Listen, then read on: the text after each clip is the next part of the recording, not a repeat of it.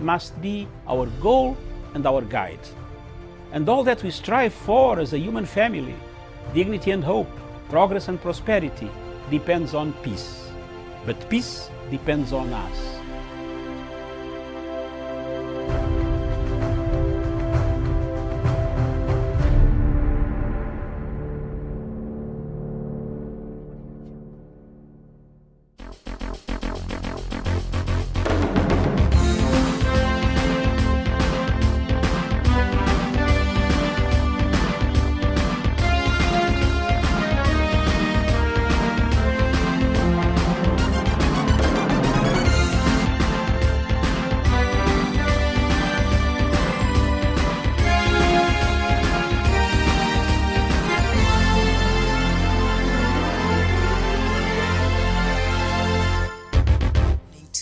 Thank you for finding time to join us today. This is Good Morning Africa, and the show is Breakfast with Dr. David Matanga, of course with the crew, which is me and the rest of the panel. Thank you so much from the Punchline headquarters. But joining us from the Political Command Center is Doctor himself. Doctor, very good morning to you. Good morning, Miriam. Thank you very much, listeners and the viewers, wherever you are across the world. Thank you very much. Miles away from Miriam. Good morning in Nairobi. How are you? I'm very fine, thank you, and nice to see you. And on the other side is Professor Jared Onyari. Professor, good morning. Good morning, Miriam, Dr. Masanga, Chavan, and our viewers wherever they are around the world this morning. Thank you so much. And also we have Javan Karanja all the way from Nanyuki. Javan, good morning. Good morning, Miriam. Good morning, Professor, and good morning to Dr. Masanga and all our viewers. Welcome to the show. All right, thank you so much. So, gentlemen, we have work here to do because the BBI is out, and now we can have that conversation that we've been waiting to have. And of course, on today's topic, we have how does Kenya reach consensus on BBI, the good, the bad, and the ugly of the BBI, and also the bottlenecks and the challenges that might be facing this process of the BBI. Now that we have the report, we can start talking about it. But before we get into that, the latest statistics in regards to COVID-19, I'll just do Kenya alone.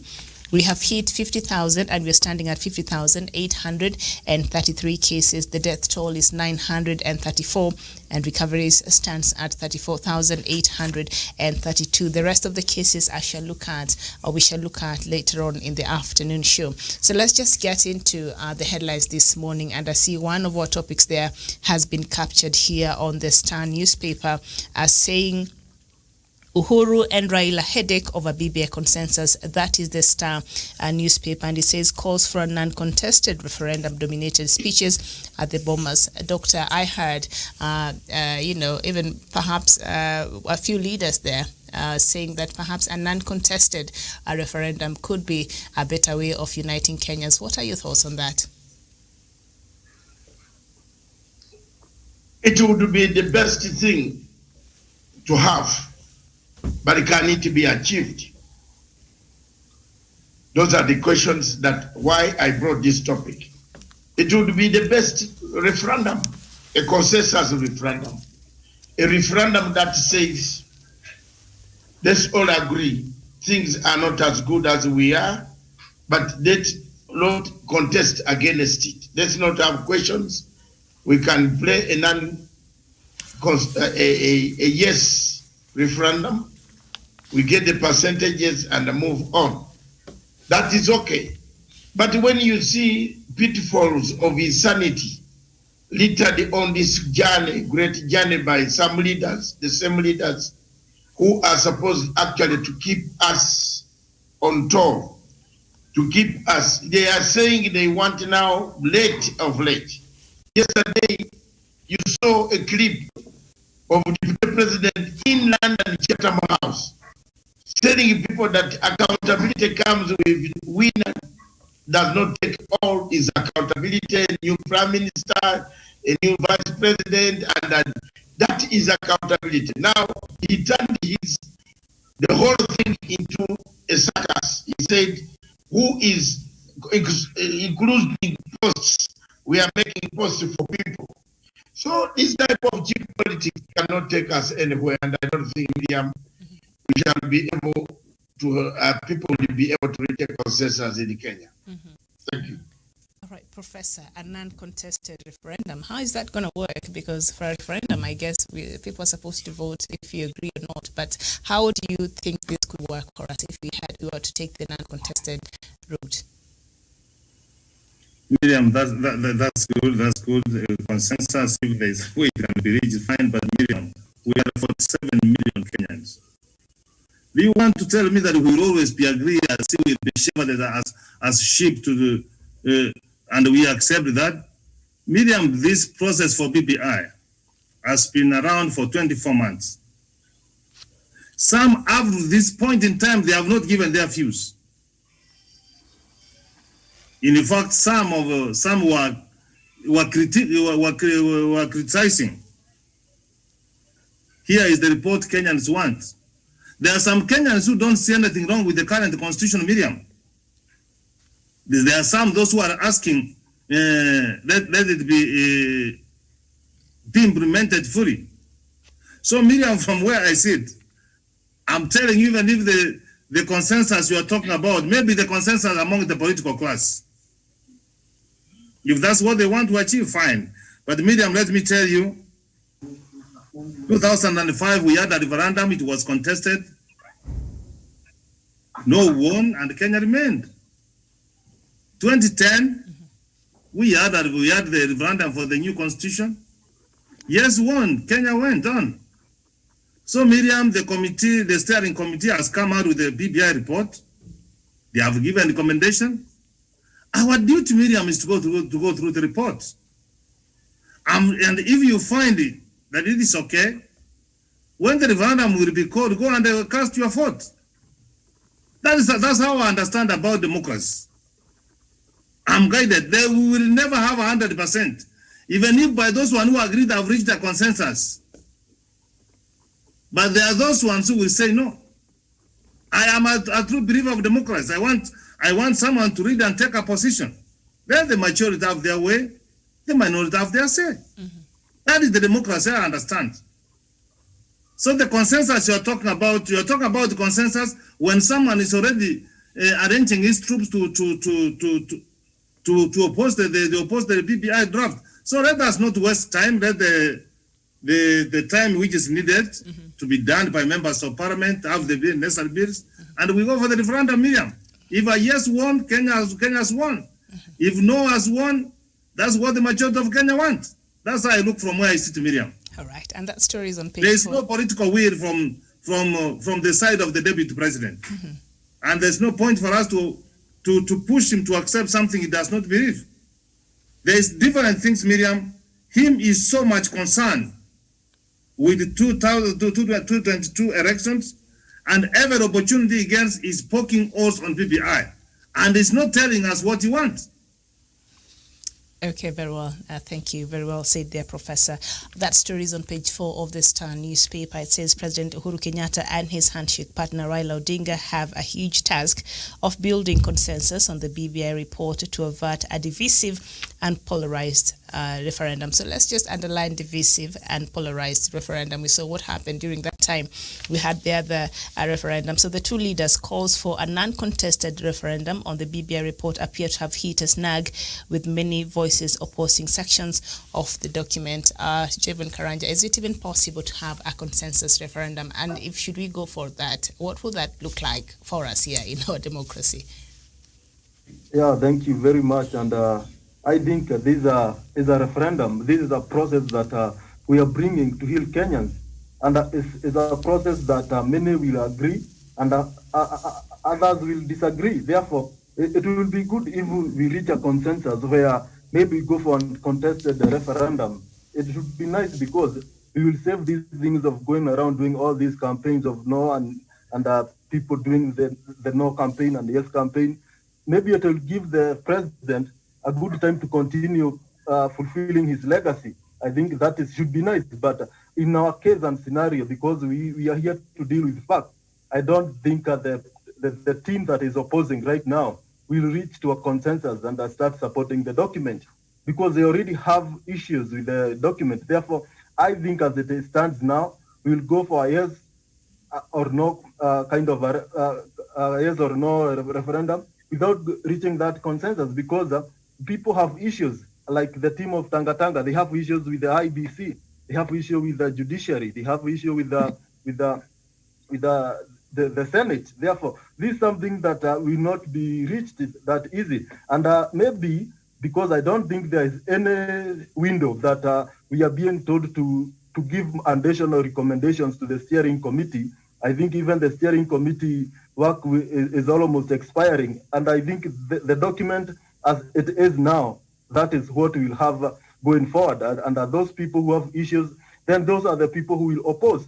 And I think this will not be achieved in our kind of country, and this the kind of nation that we have currently, because people have already shown where they stand and they have taken side. And this, let's go to the people, and the Kenyans will decide, because the supremacy of constitution belongs to the people of Kenya. All right, very well. And perhaps another group that might not be wanting to have a consensus at all is the Association of the Church and the Clergy Association, I think, of Kenya here. And they're saying just a bit of a story there I saw that I think is very interesting, and I'd like for us to talk about it and see. He says that some of the views were not included in the report that they gave to the committee, and they said, we talked of separation of religious organizations from the Society Act. We said if the government has to maintain the Kadhi's court, it should offer a similar option to Christians, so we are on the same page. Otherwise, they are elevating one religion above the rest. The Kadhi's court is funded by the government. This is favoritism. They are favoring Muslims. They should also give churches their own courts to decide on matters, marriage, and so on. But doctor, from my understanding, and maybe I might wrong and I stand corrected, our constitution is majorly based on Christianity, if I'm not very wrong, because Kenya, we are majority Christians. So are these clergy genuine in their concerns? Because a lot of where part of our constitution, I think, is majorly derived from our the Christian religion, if I'm not very wrong. So are they right into asking that we also need Christian courts? Like, I'm confused, doctor. I think it is the word you have used is very good. It's confused. It's a total confusion. Islamic courts or Sharia courts are a doctrine of Islam. Mm-hmm. We don't have Sharia courts in a doctrine of Christianity. Go back to Jesus. He was sentenced in an open court by Pilato,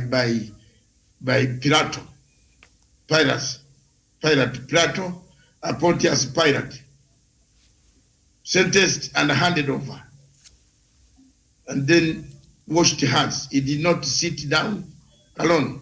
First, he said he had no case with him. He sent him to Herod, who was in Jerusalem.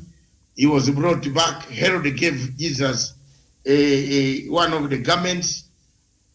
Look, we don't have Sharia law in our Christianity. This is mere stupidity, ignorance, disease, poverty of faith, poverty of head, brains, poverty of legs, poverty of stomach. These are the same people who can go and say Goliath was killed by David. Well, that is true. No, they can change. I know Solomon did not kill Goliath, but Goliath killed David. Because their aim of coming to church and going to such places is not to preach, it is to collect the booty. A man has driven all the way from Kisumu.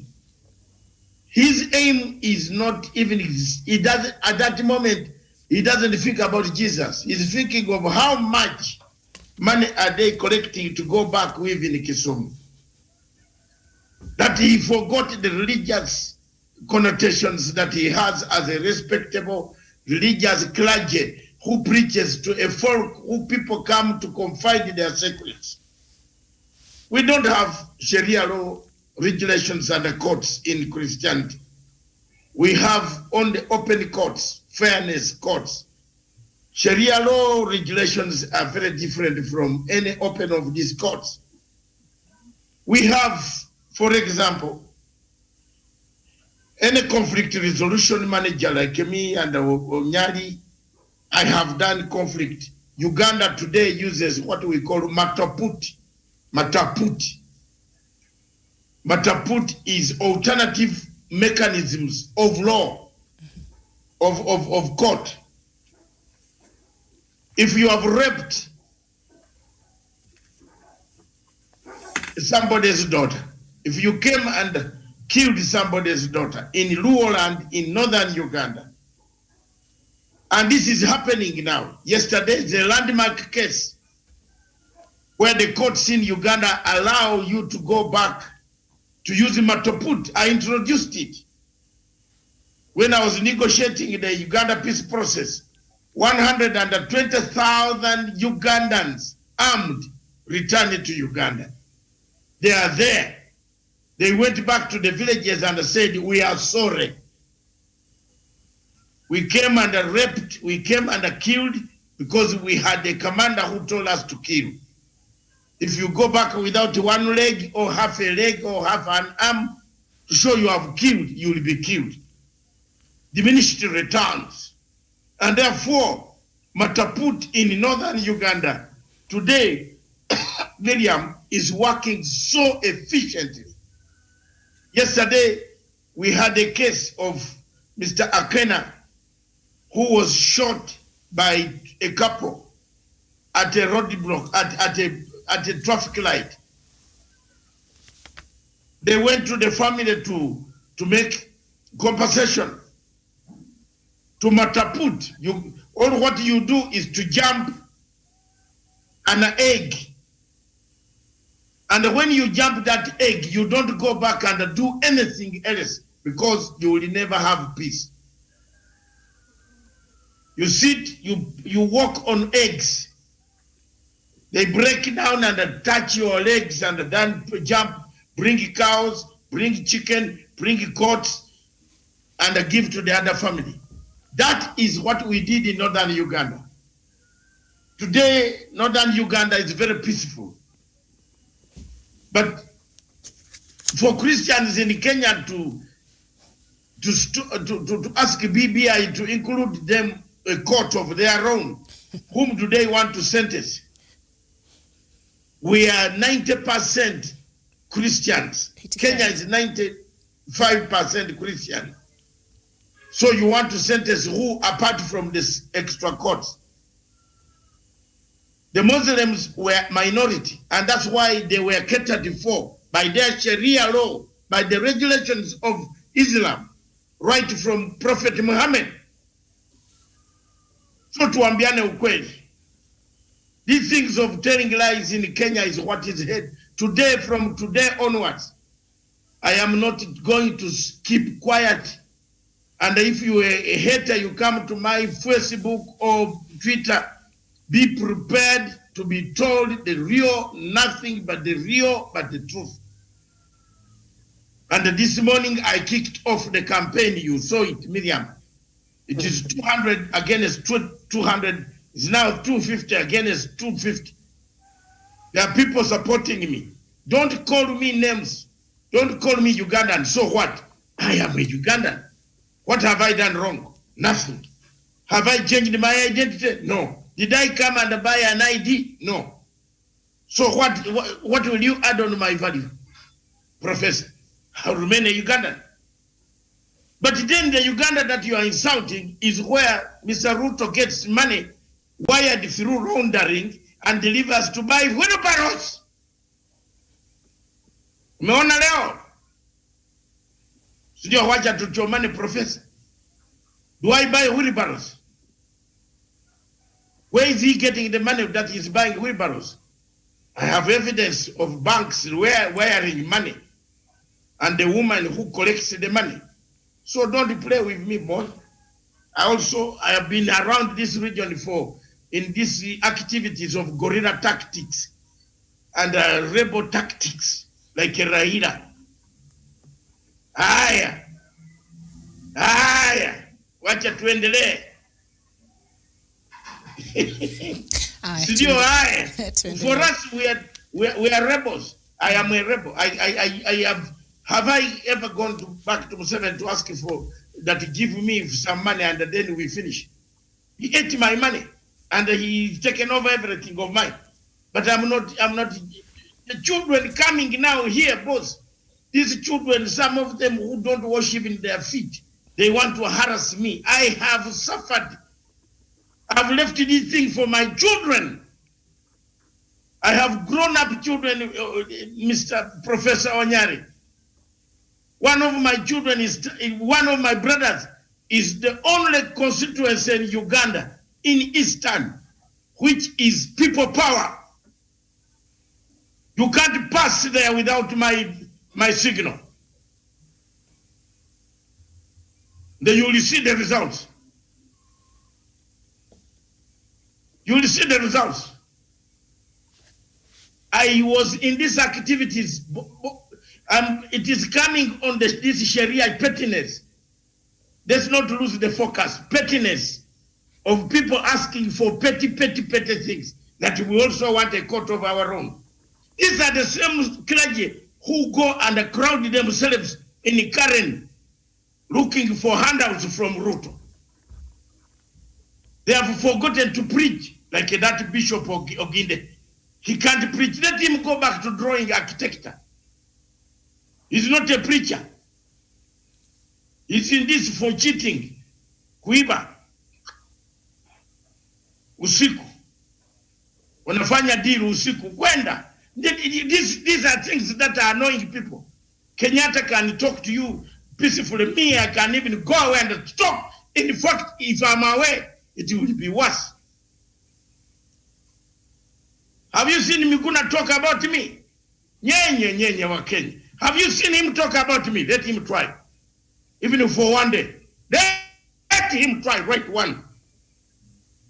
And one sentence. Kenya msikieze na watu. Write one sentence like this on Matanga. I don't need a visa to reach where he is. I don't. Tisha watu. Have you seen him write about me? Because of respect. I told him, cool down, everybody has got a passport. People have got to go, even 5 passports. They don't behave the way you behave. I called him myself at the airport. Just cool down, you get a paper. You are not beginning for yourself. All of us were active. I used to collect 30,000 million, 30,000 people in London. If in London, and the block that comes in, they block him from even entering they cancel the meeting. Where? In London, I'm a master. I used to do it. So let people not to see me because I'm here talking on this. I'm like that. No. I have been there. I've been fighting Museveni since 1981. Rio combat. Ile ya moto. Hapana hii ya kuzungumza hii mnapigania kwa bomas. Wachana nyenye.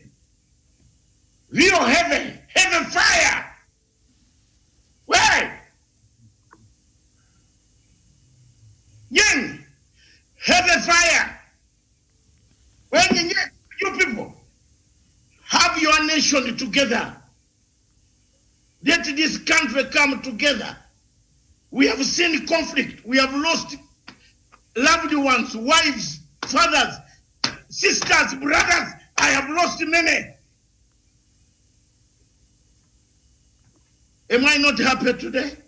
Because I've forgiven. I've forgiven everybody. Forgiveness, reconciliation is the way forward. This BBI, this one, Angalia, this one here, this is the best way. And Mr. President, in case you have any doubt, if you don't do this, and you wake up and say there is an election, pray for me that I am not 65 or the years don't come back, then I will come back again to help. You have to do this, Mr. Chebukati and a group, out! You cannot have a referee opposing. How do you draft your own terms of reference? Have you seen what Chebukati has drafted? His own terms of reference, stupid. He was selling signatures. We caught him. Tumemblock kila pale. Do you know that, Miriam? We did a program here with you, Professor, where signatures not being sold to a court to make a second BBI bill of amendment. We caught them and exposed the signatures here and their video. They went underground. I know what they are doing again. I've just received information this morning. Walala, walala, walala. I'm going to release it again. Unfiltered today, 3 p.m. Walai. Walai, itakuwa moto. Kumbe Chebukati. President Uhuru Kenyatta is playing with a very deadly man. The deputy president is not his friend. I'm telling you. They are Kenyans, but he's not his friend. You can't come and say, do those things when you had the time. Miriam, I believe we were discussing the bad, the ugly, the good. When you had the time to present your views and you were going to fundraising at a church, denouncing the same BBI, and then you come later on that we need room to conversation ya wapi? Akili yako iko wapi? Akili yako iko wapi? Where's the brain? At least my brain works because I studied political science, not plants. That I am a scientist who's so slow, who cannot make even a truth. Wachana! Where's the peace? You people, what? What is your problem? If you don't speak now, is Muteshi speaking? Is Muteshi speaking?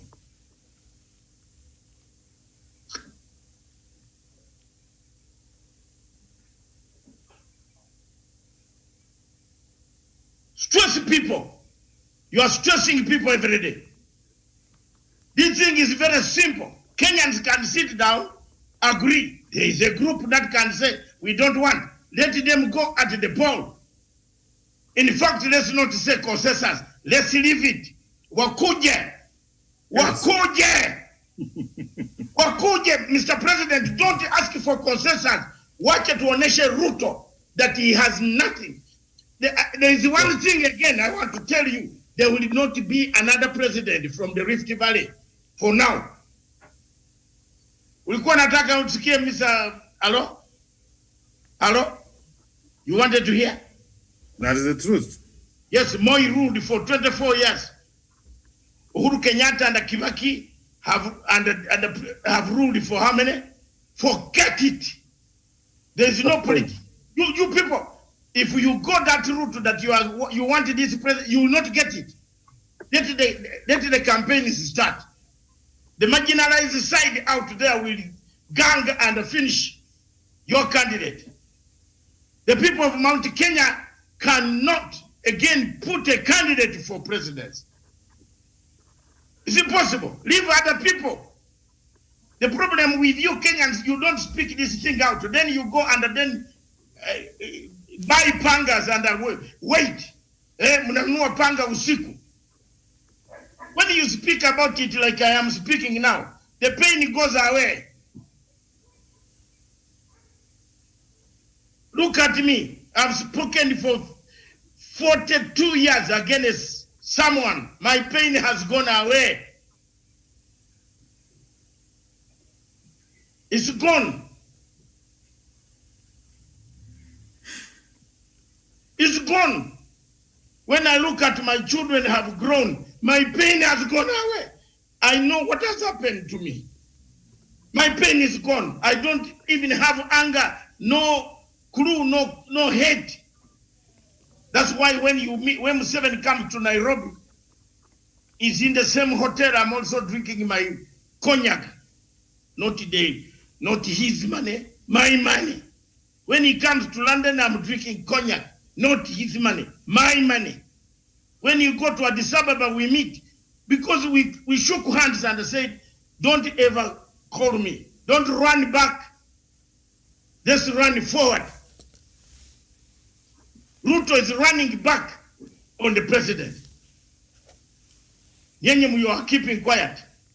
Then we have television station here, Onyali, Professor. Muna keep quiet, we songa. Muna keep quiet kwa nini?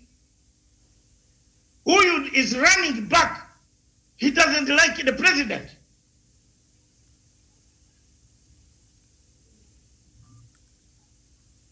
Wale watu ya wheelbarrow, wenye wanasema wheelbarrow, pesa zinatoka wapi? Where is the money that the governor of the bank wanted to change, which disappeared? Where is it? Where did it go? Where, Terere. Some of us have been in this region for a long time. We only keep quiet because we want to keep a state united. And kama tunaenda tunaporoka hiyo maneno, tuko na maneno mengi. Where is the money? Who has money here to buy 2 million wheelbarrows? Do you have it? Onyari, do you have even 20,050 to buy wheelbarrows? Instead of feeding your children food, you must have stolen, and you have stolen from somewhere. That's why you are buying the wheelbarrows. A petty bourgeois trying to lead a revolution of the lumpen proletariat. Abantu abavuga obugaali. Oyinza okukulembera abantu abavuga obugaali ng'olina sente. Let him look for translation.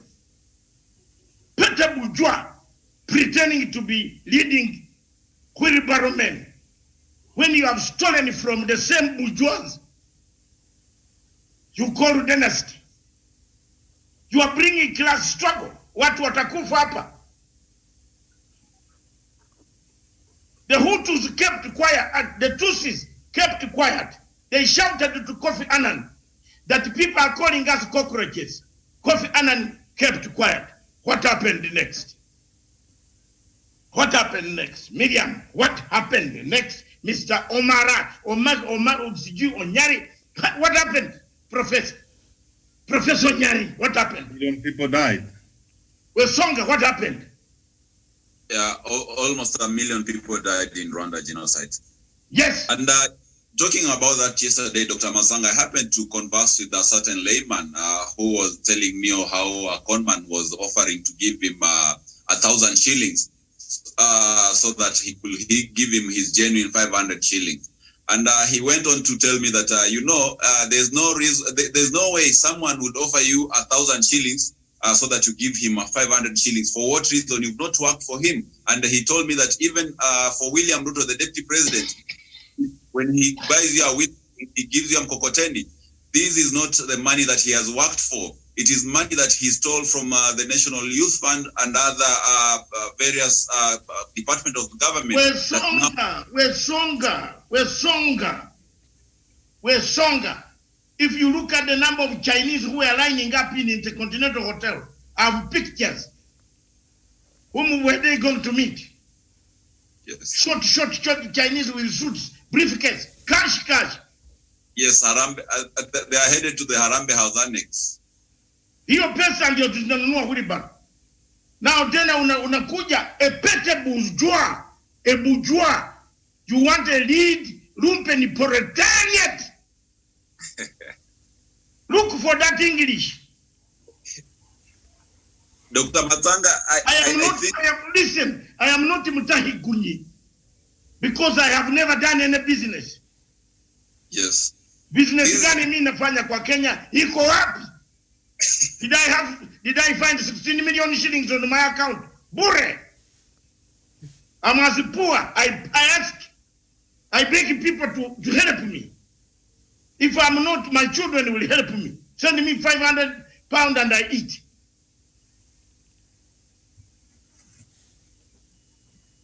Don't, this thing of saying Uganda, Uganda, Uganda. So what? Uganda, did you produce me there? Are you my mother? If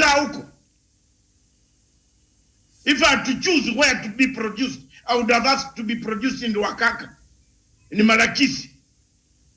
And actually, Dr. Matsanga, for people who don't know, the difference between those people who are on the other side and people who are in Luahaha, it's only the border in the mind, but we speak the same language. It's the river. Yes. It's the river. Speak the same. Izimude Ori. Izimude Ori, not in Busia. Yes.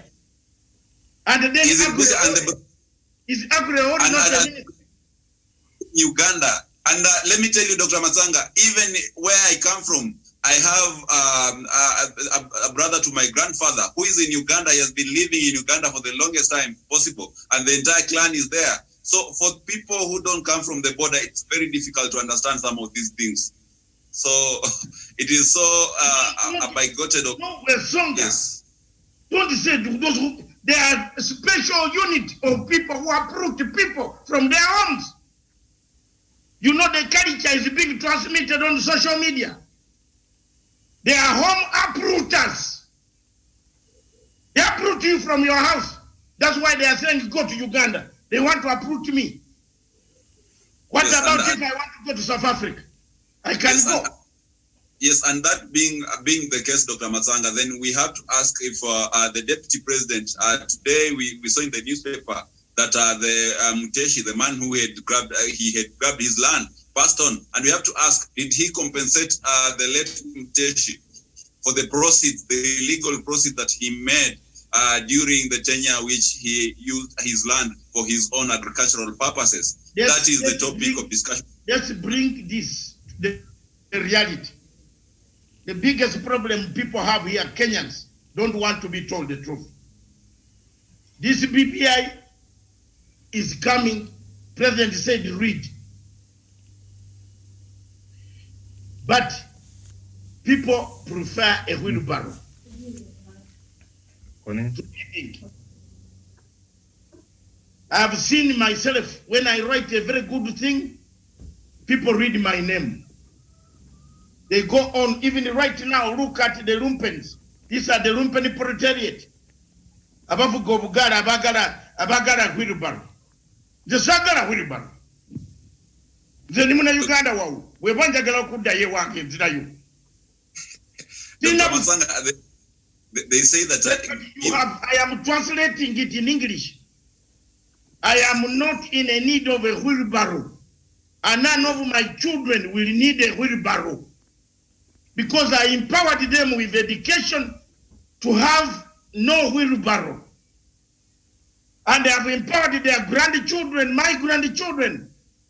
The firstborn grandchild is 16 years old. She speaks Portuguese. You never know she could be a Portuguese, a president of Rwanda, of Angola. One day, she's from Angola. Very bright, with the brain like the uncle, the grandfather. So, when you come here and with your mouth full of non-corrugated, apparatus, you want to come and hammer Matsanga on his social media. Who are you? This BBI was brought for us to discuss. But Zungu, the European Union are discussing BBI. Are they Kenyans? Is the European Union Kenyans? Is the American ambassador Kenyan? Wasn't he on the TV here discussing? I have 27 people in my clan, Kikuyus, family, 27 in my own clan where I was circumcised in 1972. Yes, and also, Dr. Matsanga, the BBI, I've even had friends from Tanzania, comrades from Zimbabwe, also requesting to have a look at the document. I believe it is a document which gives a country a very good path for self-reclamation and also just prosperity. And I think that is what Africa needs. So therefore, for those ones who are opposing BBI are just doing it for the sake of the political rhetoric that has already been created. And in Africa, they say that you give a dog a bad name, then you kill it. And that is what is happening to BBI. These individuals are these very, very particular individuals who started talking ill about BBI, and they were saying we shall shoot it down even before it is launched. And this is what it has come to pass. That is what they are doing. They are so much determined to ensure that the report does not see the light of the day. That strategy. I hear the views of people. I am not annoyed. I am simply saying I have never seen a revolution being led by a Pete Buzua, a man who has stolen money from the same government, allegedly. Because the cases will come.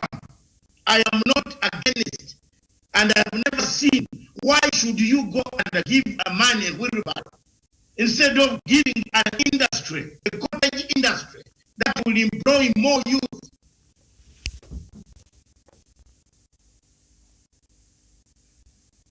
Yes, and also now the question is...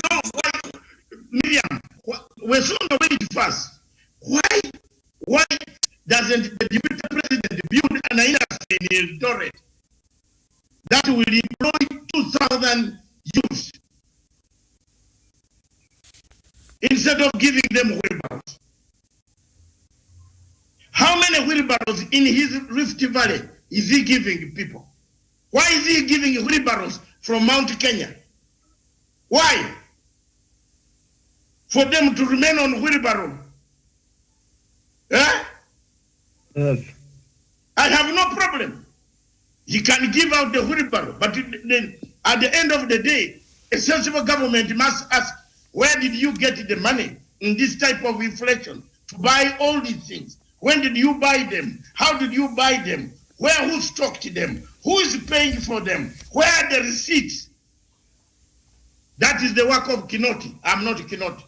You know the director of CID and another major Twa. That is how they do it. But for me, I watch on international scene where the money is coming from. I'm very careful, and I have fingertips. I have evidence. Usicheze na mimi. If I conquer Ocampo, who are you? You, this small place here. My friends, you people, don't talk. Don't harass. You harass Uhuru. You harass his supporters. You even harass a volunteer like me. Harass it, not me. Yes, and perhaps so. All right, Yes. Daniel. Yes. The good, the bad, and the ugly of the BBI. Miriam, and for those who are also interested about the Daniel, country. let's just Get the professor. Yes. So, Professor, the question that I'd asked Doctor before about the Church and the Clergy Association of Kenya here, and they're saying one of the recommendations they're saying they brought to the committee of the BBI is that because they're saying the Muslims, they have their own code, that is the Qadis code that we know addresses certain issues that really do not really affect us as Christians. I'm not sure. But we know from our constitution, it has been largely based on Christian values, if I'm not very wrong. So are they genuine in asking now that we need a Christian code? What will be the need of that? Professor.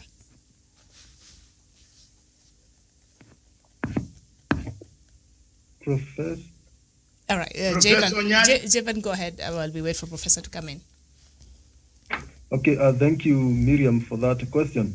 And I want to agree that this country, we have above 90% are Christians. And when these bishops, most of them which are coming out with these silly kind of recommendations, are the people who are in Karen every day getting handouts. And what is the purpose of those courts?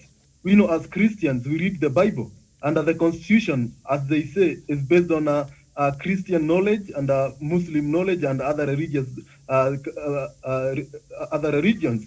When they are coming out to tell us that they need a court of their own, who will be the who will be they judging? Who will they making their petition to? Yeah, that's a good question, because we want to know these courts, because we have Christians and we read the Bible, and if we do bad, we are taken to open courts that we have in this country. When they start having these kind of closed indoors courts of Christians only, who will they be serving? Because already we have the teaching of the Bible, and we have the church where they are supposed to do counseling to those people who seem to go astray. Their role is to train people to be good and morally upright in the society. That is their role. If they start bringing these codes, it's to mean that they have failed in their duty to bring morally upright society. That is why they are taking the role of the judges, so that they can continue judging these people who they are supposed not to judge, but to give counsel to. Therefore, these are Christians who have failed. These are people who are there to work for their stomach. They are not even championing for Christians. And I think as a clergy, what they could be asking is good governance. What they could be championing for is the fight against corruption, because that is what is eating our country. Our country is not is not growing developmentally and economically because we don't have a Sharia courts in our country. It is dragging behind because of many corruption cases that we have in this nation. It is dragging behind of dishonest leadership. Therefore, the best they can do is to call the political leaders in order and ask them to be honest and men of integrity, not to ask for petty codes that will serve their own stomach. Yeah, thank you, Miriam. All right, thank you so much, Daniel. The same question, because from what I understand, our constitution has been largely based not from our cultural, or not only from our cultural background as a people, but also based a lot in Christianity, religion. So for this, for the Church and the Clergy Association of Kenya to come out and say, we gave our submission to the BBI committee, and we told them, since the Muslims have the Kadhi codes, we also need the Christian codes. I mean, the Hindus might come and decide we also need codes. Will this even help in uniting Kenyans as we are hoping the BBI could do? Or I mean, if we start dividing ourselves into religious lines like this, will this help in fostering a healthy society? Yes, thank you, Miriam. First of all, let me remind those who have the thought that we can have a Christian court, that you can never reinvent the wheel, and there's no way you can be able to move back the hand of the clock. Those were the decisions, those were agreements that we had when we were making this nation. And I believe this nation was built on the foundations of Christianity, just like America, where the founding fathers were based in trust in God. And that is what Kenya is. And most of our values, in fact, 90% of our values, as Karanja says, are based on Christianity. And it is from those Christian values and human, social, and ethnic diversity that we derive the laws that govern us. And therefore, apart from the Kadhi's court, the 90% of these other courts, the magistrates court, the High Court and Supreme Court and the Court of Appeal, the laws there and the way they are run, the modus operandi, is based on the Christian values. And therefore, I see it as a jerry-picking expedition for some church leaders to recommend that we need a Christian church. And as Karanja says, it is just a mere excuse to be able to poke holes into these good documents, so that at the end of the day, the church will oppose the constitutional reforms set up by the BBI. And when you look at history, Miriam, the church has never supported any reforms changing the constitution. In 2010, they opposed the new constitution. But however, whatever I'll tell you, Miriam, with immense opposing of the constitution that the church did in 2010, they still failed. And I believe even with this one, they'll still fail, because if you are a Kenyan of good intention and are well placed to see the good in the document and to feel that Kenyans need to unite, then the BBI has all the good reasons why Kenya must come together, unite, and be able to pass the bill. So to me, I think it's just an excuse and something which is supposed to bring controversy to the whole matter. and maybe squash the push for the constitutional reforms. All right, thank you so much. Professor, we know that IEBC and its reforms is one of the key things that was mentioned and is contained in the BBI report. So Doctor has mentioned a while ago there the stories on page 6 of the Star newspaper. For our viewers, we're just trying to understand this BBI as we look at some of the content of the BBI so that we can all understand. And should we come to a place where we have to go for a referendum, looking at some of the things that require changes there might force us to go to a referendum, we'll be voting from a place of information. Information is power, so we are helping ourselves out in understanding some of the content. So the Independent Electoral and Boundaries Commission has unveiled its own reforms days after the Building Bridges initiative recommended its overhaul before 2022 polls. In a report to Parliament, IEBC wants the number of commissioners reduced to 5, including the chairperson, as opposed to the current 7. This will help increase the Commission's efficiency and effectiveness, as well as reduce the potential of factionalism within. Now, the report titled Electoral Law Reform in Kenya, the IEBC Experience reads, now, IEBC further wants the appointment of commissioners staggered for continuity, institutional memory, and a succession. So that is not even one of the things there that how the BBI wanted that commission to be some of the reforms there. But IEBC has decided I will prescribe some medication for myself, Professor. I will go ahead and just Miriam, find a wonders solution. never cease. There will always be wonders. Mm-hmm. Why didn't Chebukati take those views to the BBI? Because constitutional bodies, everybody else commissions, Miriam, they took their views to BBI. Why didn't they take those views to be captured and now to be brought to us to agree with him or not to agree with him? There is no shortcut, Miriam. 24 months, 2 years is gone. If he has woken from his slumber, Miriam, and they find that he ought to have taken this view to the committee, too bad. Mm-hmm. Too bad, Miriam. Too bad. So Doctor, even when the views are even the IBC bills are in Parliament, they are being reviewed. Mm-hmm. What they should have done, Miriam, when it comes to public participation, that's what you do. When the bills are being presented to us, go and tell the committee carrying those public participation, then you do it. But Miriam, hear this. There is no doubt that the Kenyans don't have confidence in IEBC. Mm-hmm. If the teams which are going to play the game, they don't have the confidence in delivery, Miriam, you can't impose yourself. The views have been given. Let it be presented to the Kenyans. If Kenyans will refuse and then maintain what it is now, so be it. But Miriam, that is madness of the highest order. I have never seen it. That's why I say that one does never cease. Mm-hmm. All right. The Supreme Court found out that the elections for 2017 were bungled, and we have never seen anybody who is being accused. You see the kind of procurement which was done, single sourcing plus anything else. Miriam, in any event, I can only say, come on, baby. I'm waiting for BBI so that we do civic education, Miriam. Mm-hmm. Well, where the point has come, Miriam, here is that you have said from the point of this is a government project. The chiefs and the local parasas and everybody, the county commissioners, the assistant county commissioners, and everybody else and civic education, Miriam.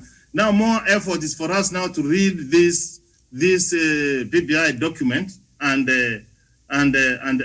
go forward with it. But genuinely, if there is something which was left out, and as we are conversing, that we say this was given out and it was not captured. Here, the argument even from the church where the point we were arguing, that is the same argument they used in 2010. It did not work. But this time, Doctor, in 2010, they were against abortion and other things. They thought the Constitution would be. They were. I was very close. They're saying we need Christian courts. Like, please, I need to understand why we need Christian courts. That same argument, Miriam, was used in 2010, and it was defeated. So you cannot bring it again. You cannot bring it again. And in any event, Miriam, Is there any Kenyan, any Christian who has been taken to a Kurdish court? If the Muslim feels that he doesn't want to go to Kurdish courts, even if he professes the Christian, Professor, I mean, even for the Kurdish court, not all cases that involve Muslims go there. Very specific cases. That's what I'm trying to say. To the Kurdish court. Even the same constitution, the way Dr. Masanga was trying to say, Article 159, subsection 2, I think, it talks about alternative. As I am now today, Miriam, I'm a certified professional mediator. I have made application to be a court annexed mediator. So the court will be giving me some cases which I will handle. That's how you make a progressive society. So Miriam, this idea of Chebukati, the Karachi, that is the backward thinking. That one is not even taking Kenya forward, Miriam. No one should be able to entertain. The window has already been crossed, Miriam. We have got timelines. If we have been given time, in fact, you know what? We don't have timelines on this one. It's already expired. It expired in June. So you cannot again reopen. They have done their work. They have given the report unless you call them back. So where it is the point here we are, Miriam, now is to read the document, and what we are doing now is to tell Kenyans the position, document. And what is in the document? And take Kenya into another level. All right. If we find that it cannot work after some time, Miriam, again, we can revisit. All right. Thank you so much, because Constitution is not static. Yeah. Constitution is dynamic. Now, before you come in, Daniel, I'd like Doctor to respond to this, and then we'll come back to you. Now, the IEBC is opposed to the BBI proposal. This is the prescription the IEBC had yesterday, and they are telling us they are opposed to the BBI proposal to allow political parties to nominate commissioners, saying it will be a drawback on the agency's independence. And then down there it says, the commission further wants a provision for parties to substitute deputy presidential candidates before and after nomination. That is interesting. And also they're saying on the problematic vote results transmission, IEBC proposes that the law should provide that they shall be transmitted electronically by scanning Form 34A. And of course, the story continues there. Page 6 of the Star newspaper. You can get yourself that copy and see there, or rather even the soft copy of the BBI report, if you can be able to access it. Doctor, this changes that the IEBC has decided, okay, we know where the problem is, so now this is the prescription you're bringing, and we can find a solution and a cure for this. Will it even work coming from them?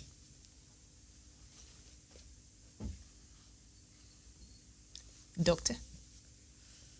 Let me tell you, Miriam, you can't be a player, then you be a referee, then you be a linesman, then you be ombudsman, then you be the what is this camera these days that looks at the VCR? What in short, what Chebukati is trying to ask is to be that. But remember, the elections of 2017, he bungled. I told my friends, when this woman Mwiru asked one question, where do you throw the spoiled papers? If someone has ticked the paper wrongly, where do you throw them? That's why we lost the election. The IEBC could not explain where the spoiled papers are taken. Where are they?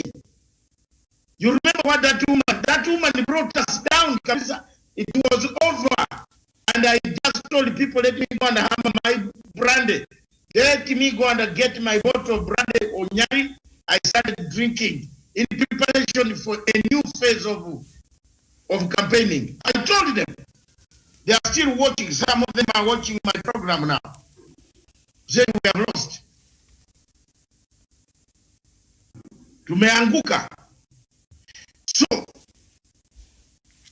Kenya faces violence every 5 years of election.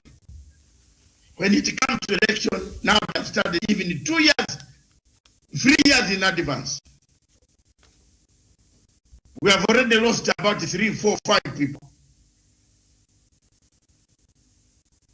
The people who are asking for a new, including this Mudavadi. I don't know where Mudavadi went to school. I don't know. whether he was just promoted or what, I don't know. I doubt where they completed this degree. You know, he was put to go from class to come and contest. You know what? He is now even now going back. I don't know why Mudavadi, he never, you see, he never impresses me with his type of language. His tone between NGO and himself and the politics and the church. Now he's saying President Uhuru Kenyatta should make a small committee to allow a window for new. How can you allow a window for new proposals? For what? Why is he even obsessed with the commissions and all those kind of structures? So these are people. You know what? Hiki to President Uhuru Kenyatta awake a technical team. The technical team narrows down the document to experts. Sorry about that. Experts. And then the experts narrow down to questions. If it is to Rwanda, wale walete na sisi tulete. Yes.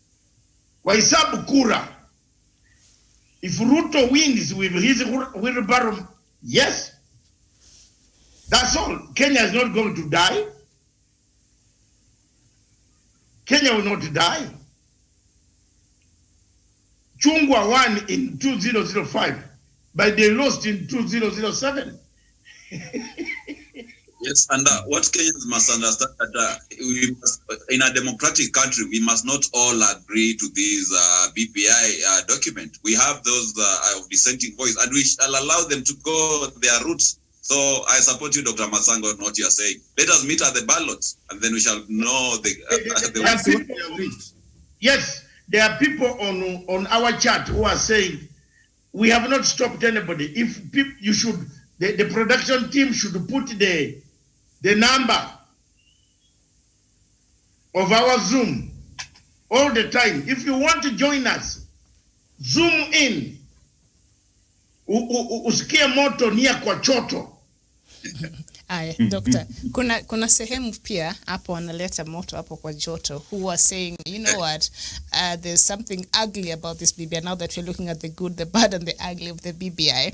And that will be the proposed ombudsman, judiciary ombudsman. And now we see on the page, let me just read a bit of that. He says, the Law Society of Kenya has rejected the BBI proposal for a judiciary ombudsman to be appointed by the president. LSK President Nelson Havi Tuesday told the Star lawyers will lobby for the proposal to be rejected in Parliament or at the referendum. He said they will change any legislation enacted to implement the unconstitutional proposal. Havi said it's clear that the role of the ombudsman will be to inspect judicial officers with the aim of intimidating and castigating judges. We will, in essence, have a silent executor whose work is to collect gossip, rumors, to railroad judges. We will not allow that to happen. So the BBI report that was launched at the Bomas of Kenya on Monday proposes changes in the administration of justice with the creation of the office of the judiciary ombudsman. And of course, the ombudsman will be nominated by president with the approval of the National Assembly.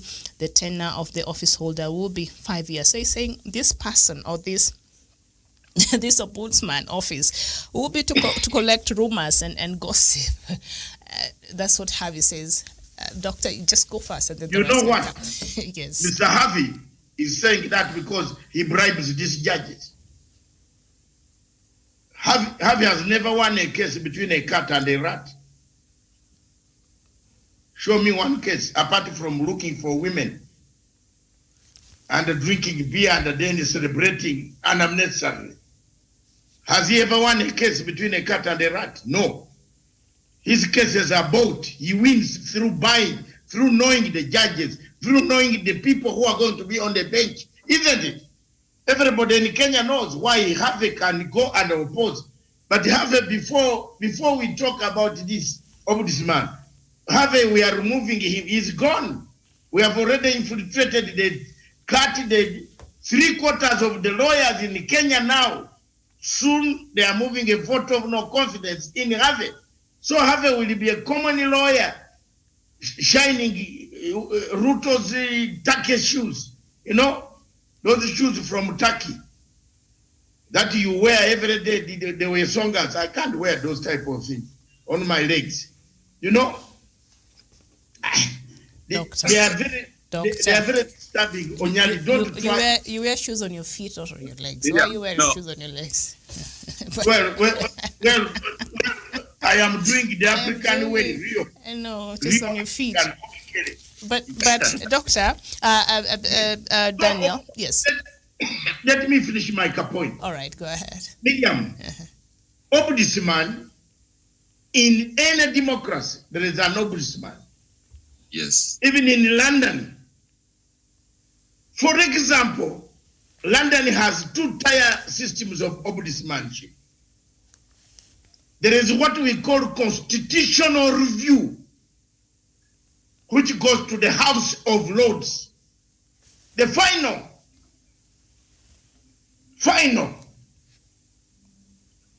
If you feel you are not happy with the judgment of the old lady that the judge has sentenced you, hammered you, finished you badly, you go to the House of Lords. They are a court. Now, if you feel again from the House of Lords that you have failed to get justice, there is an ombudsman. What does he go to do? He goes back to the case. From the time of the police, from the time when the police investigated, they collected the evidence, they collected the DNA, he looks at all those piecing up. Then he writes an independent report. Independent. And says there is a problem here. Somewhere, this case needs to be retried.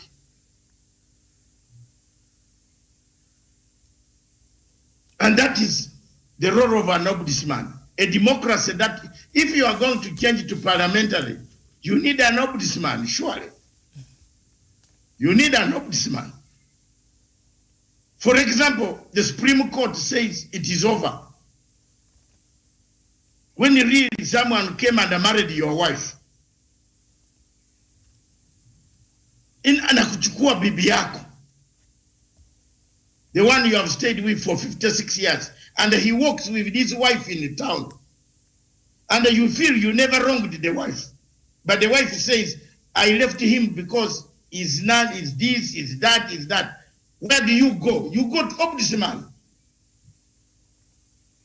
The judge can say, yes, you are now separated legally, but now you can say, no, I still love my wife.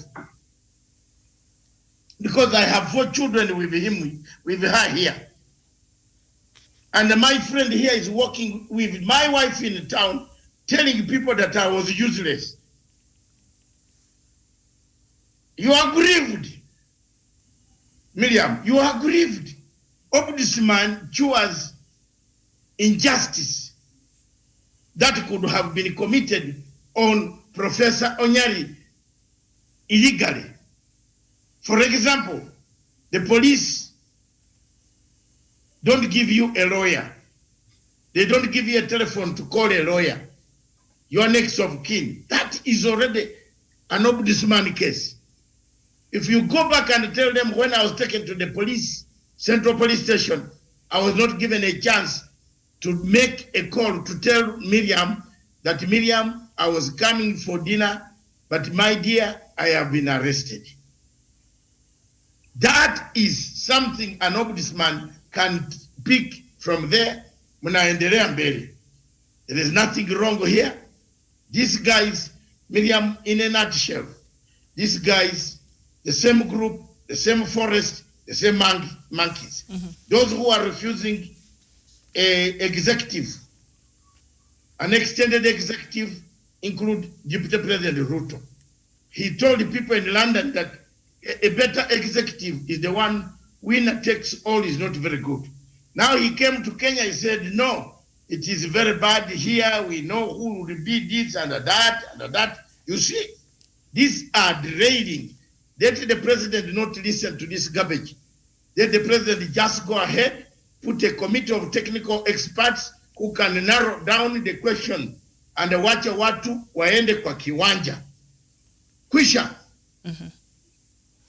All right, thank you so much. And still on the same Daniel, there currently exists an ombudsman office held by the Deputy Chief Justice. It is an administrative officer under Chief Justice David Maraga. It's mandated to enhance public confidence and enhance transparency and accountability. The office receives and processes complaints from members of the public against judicial officers. Advocate Charles Kanjama said the problem with the BBI proposal is that President, as the appointing authority, and if placed in the Constitution, it will dilute the powers of the Judicial Service Commission. What do you make of that, Daniel? Miriam, first of all, let me take this opportunity to give my opinion about the same, because I believe for a very, very long time, the judiciary has been carrying out its duties without having its performance checked and the excesses being sorted out.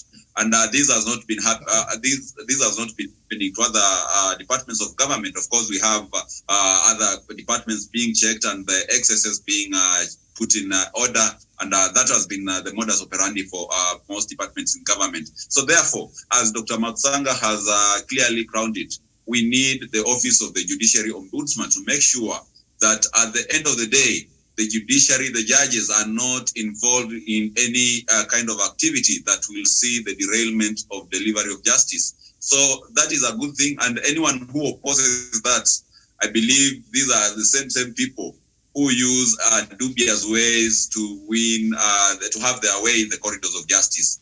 And that is something that opposing such a suggestion is something that is not in the best interest of a common citizen who has been having the struggles of seeking justice in our courts.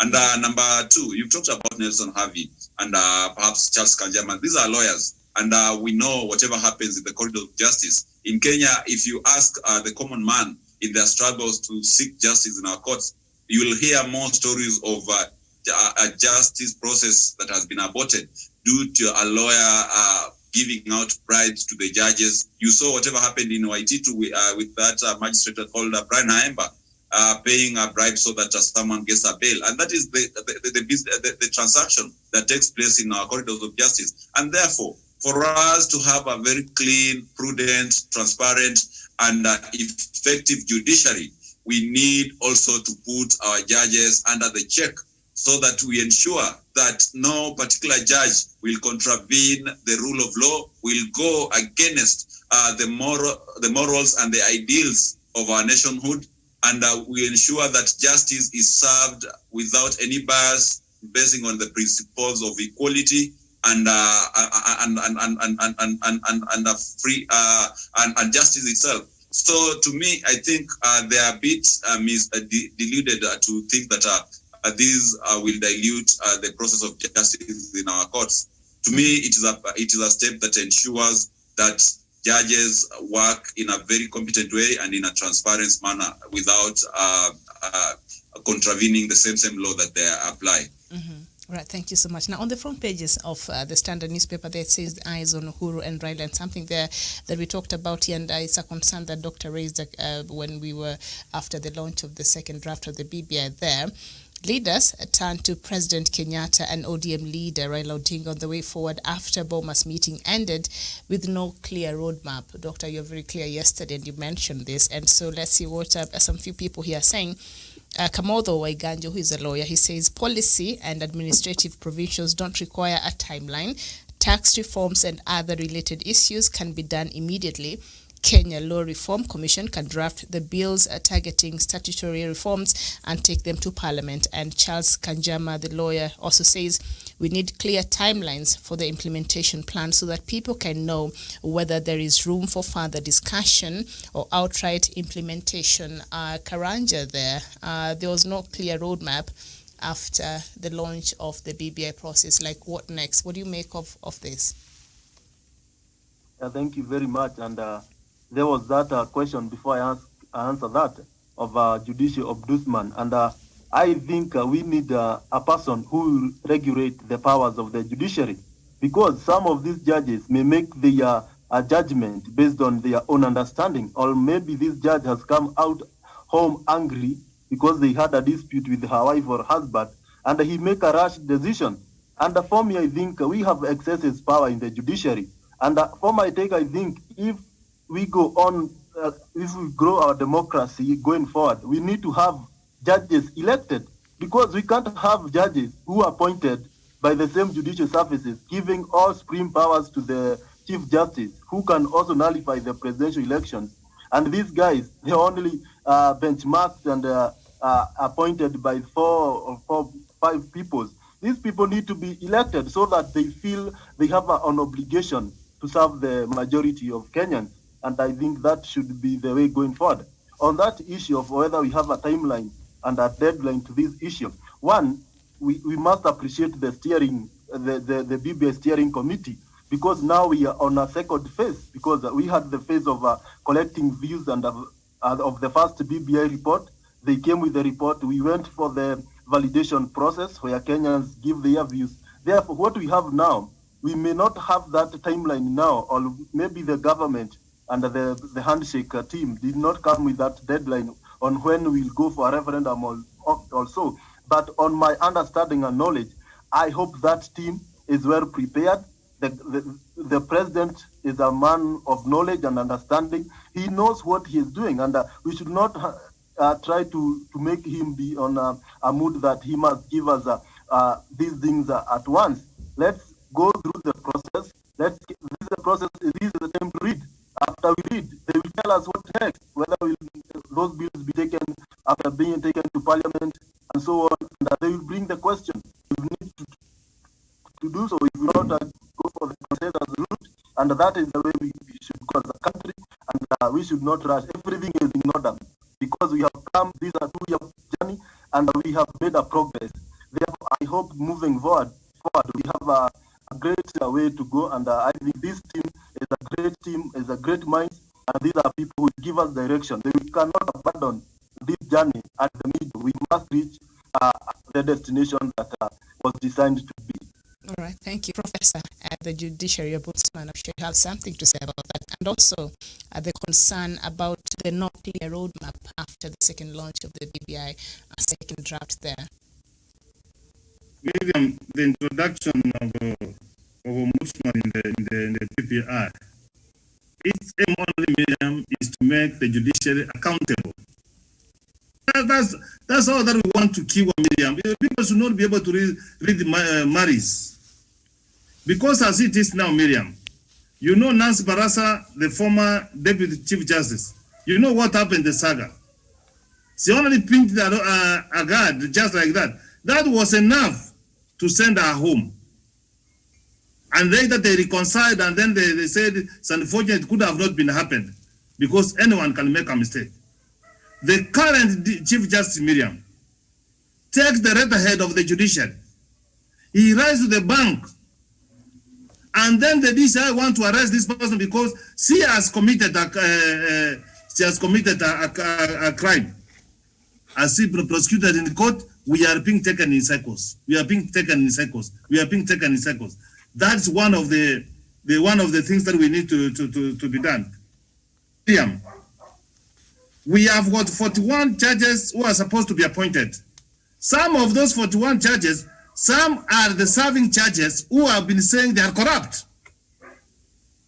The same has been reported to the Judiciary Service Commission, and they are taking action in what we are being told: appoint the president to appoint, the president to appoint. Miriam, if it was we had Ombudsman, Kenyans could have complained to these people, to this office, and they say so and so and so. That one happened. Also, some judges can commit some crimes, Miriam, which does not deserve for them to be removed from office. Some can be disciplinary and they can be given so cost to wear and be warned, and they continue with work. So, Miriam, what this Ombudsman is trying to do is to try to have our judiciary being accountable and improving. The fact that they are saying that all the appointment must be done to the appointment of the president. Which appointments are not being done by the president?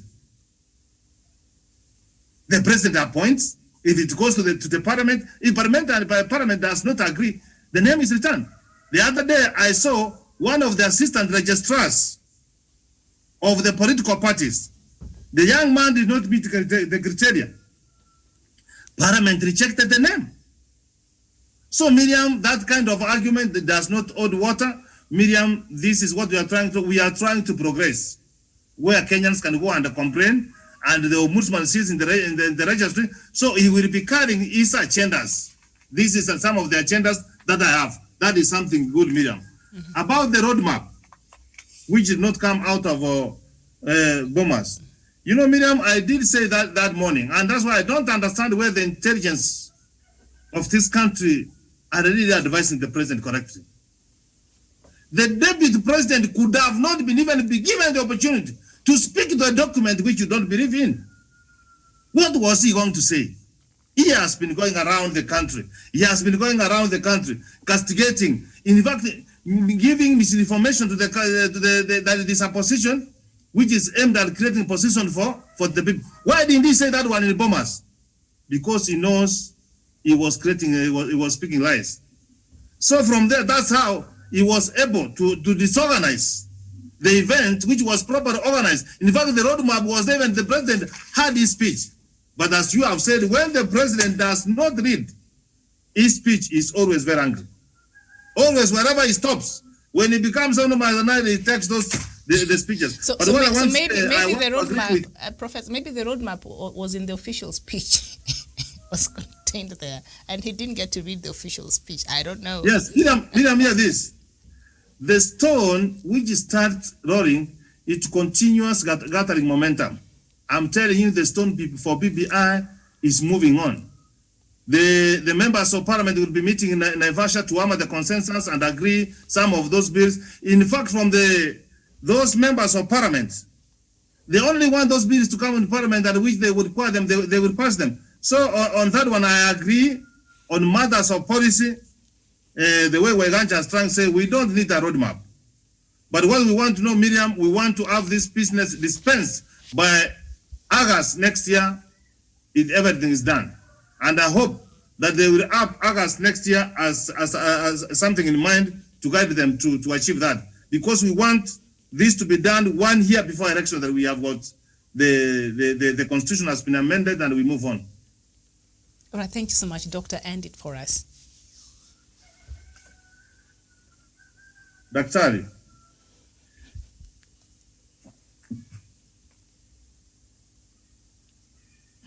Okay, I'm not sure if he's there, but I think it's about time we ended the show.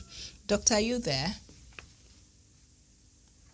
All right, thank you so much for watching. I know we've really extended. This has been Good Morning Africa. Yeah, it's a few minutes to noon here in Nairobi, about 4 minutes to noon here in Nairobi. So thank you so much. We shall be coming with another show. Let me just remind us the show that is coming up next. We know that Tanzania is going to its election today. Oh, this is a conversation you don't want to miss. So under diplomatic leaks, Tanzania elections, a litmus test to EAC relations. So this is a lot of things have been happening in Tanzania, and I've been looking for an opportunity to have this conversation. So we have a lot to talk about. Please don't miss it. Doctor, is a doctor back?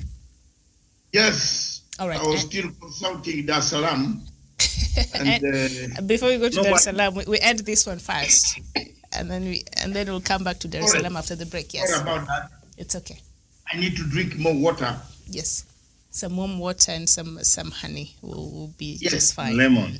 And lemon. The situation is this, Miriam, in the final analysis. The BBI is a good document for the healing of this nation. I asked President Uhuru Kenyatta not to allow to politicize the document, for people to bring in late views that touch politics. Let him heal that, then we can amend and change when he has healed. That's all I can say on the BBI. I agree with you, Dr.